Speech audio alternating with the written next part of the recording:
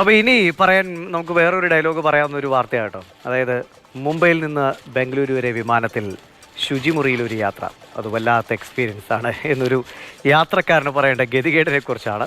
അതായത് സ്പൈസ് ജെറ്റിൻ്റെ വിമാനത്തിലാണ് പാവ യാത്രക്കാരൻ കുടുങ്ങിപ്പോയത്. യാത്രയിലുടനീളം ഈ ശുചിമുറിയിൽ തന്നെ തൊട്ടേണ്ടി വന്നു. അവസാനം ലാൻഡ് ചെയ്ത ശേഷമാണ് ഇതൊന്ന് തുറന്ന് പുറത്തിറങ്ങാൻ കഴിഞ്ഞത്. ബംഗളൂരുവിലേക്കായിരുന്നു അദ്ദേഹത്തിൻ്റെ യാത്ര. എന്തായാലും വല്ലാത്തൊരു എക്സ്പീരിയൻസ് ആയി എന്ന് തന്നെയാണ് യാത്രക്കാരനും പറയുന്നത്. കെ ശ്രീധരനുണ്ട് വിവരങ്ങളുമായി. ശ്രീധരൻ, നമ്മളൊരു മനോഹരമായ യാത്രയുടെ എക്സ്പീരിയൻസിനെ കുറിച്ചാണ് നേരത്തെ ഫെലിക്സ് പറഞ്ഞത്. ഇത് വല്ലാത്ത എക്സ്പീരിയൻസ് ഉള്ള യാത്രയാണ്. ആ യാത്രക്കാരന് വല്ലാത്തൊരു അല്ലേ, മാനസികമായി തന്നെ അദ്ദേഹം വളരെ തകർന്നു പോയി എന്ന് പറയുന്നു. ആകെ ആശ്വാസം ആ ടിക്കറ്റ് പൈസ തിരിച്ചു കിട്ടിയെന്നാണ് അല്ലേ? ദിവിഷ, ഞാൻ ഈ ഫെലിക്സ് പറയുന്ന മസനഗുഡി വഴി ഊട്ടിയിലേക്കുള്ള യാത്രയെ പറ്റി ആലോചിക്കായിരുന്നു. പണ്ട് നമ്മളൊക്കെ ആ വഴി പോയിട്ടുണ്ട്, നല്ല മനോഹരമായിട്ടുള്ള യാത്രയായിരുന്നു.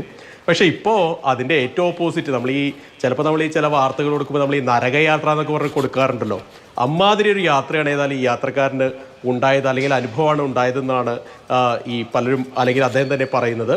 മുംബൈയിൽ നിന്ന് ബംഗളൂരുവിലേക്കായിരുന്നു അദ്ദേഹം വിമാനത്തിൽ യാത്ര ചെയ്തത്. സാധാരണ വിമാനയാത്ര എന്ന് പറയുമ്പോൾ എല്ലാവരും എൻജോയ് ചെയ്യുന്ന ഒരു യാത്രയൊക്കെയാണല്ലോ. പെട്ടെന്ന് വിമാനം ഉയർന്നു പൊങ്ങി പറന്നു തുടങ്ങി. പെട്ടെന്ന് ഇദ്ദേഹത്തിന് ടോയ്ലറ്റിൽ പോകാൻ മുട്ടുകയാണ്. ടോയ്ലറ്റിൽ പോകുന്നു. പക്ഷേ നിർഭാഗ്യവശാൽ ആ വാതിൽ അങ്ങോട്ട് ജാമായി. പിന്നെ അദ്ദേഹത്തിന് പുറത്തേക്ക് ഇറങ്ങാനുള്ള ഒരു ഓപ്ഷൻ ഇല്ലാണ്ടായി. കുറേ നേരം ഇങ്ങനെ കൊട്ടിയൊക്കെ നോക്കി, തുറക്കാൻ നോക്കി, വലിച്ചു തുറക്കാൻ നോക്കി, പല ശ്രമം നടത്തി, ഒന്നും നടന്നില്ല. അവസാനം ക്യാബിൻ ക്രൂ വന്ന് അത് തള്ളി തുറക്കാനൊക്കെ നോക്കി പുറത്തുനിന്ന്, എന്നിട്ടും നടന്നില്ല. ഏതായാലും അതിനുള്ളിലിരുന്ന ആ ഒരു സമയം മുഴുവൻ അദ്ദേഹം വല്ലാണ്ട് അങ്ങോട്ട് പാനിക്കായി. ഞാൻ ആലോചിക്കുക, നമ്മളൊക്കെയാണ് ആ ഒരു അവസ്ഥയിലെങ്കിൽ ഒരുപക്ഷെ നമ്മുടെ മൊത്തത്തിൽ കിളിപോയ ഒരു അവസ്ഥയിലേക്ക് പോകുമായിരുന്നു.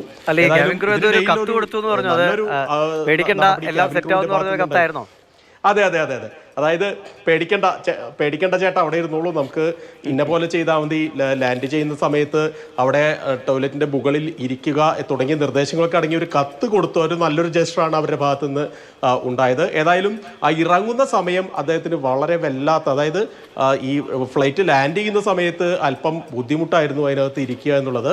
ഏതായാലും വിമാനത്താവളത്തെത്തി, ബംഗളൂരു വിമാനത്താവളത്തിൽ എഞ്ചിനീയറിംഗ് വിഭാഗം എത്തി. ആ വാതിൽ വെട്ടിപ്പൊളിച്ചാണ് അദ്ദേഹത്തെ പുറത്തിറക്കിയത്. അപ്പോഴേക്കും അദ്ദേഹം ആകെ അവശനായി വല്ലാത്തൊരു മാനസികാവസ്ഥയിലേക്ക് എത്തിയിരുന്നു.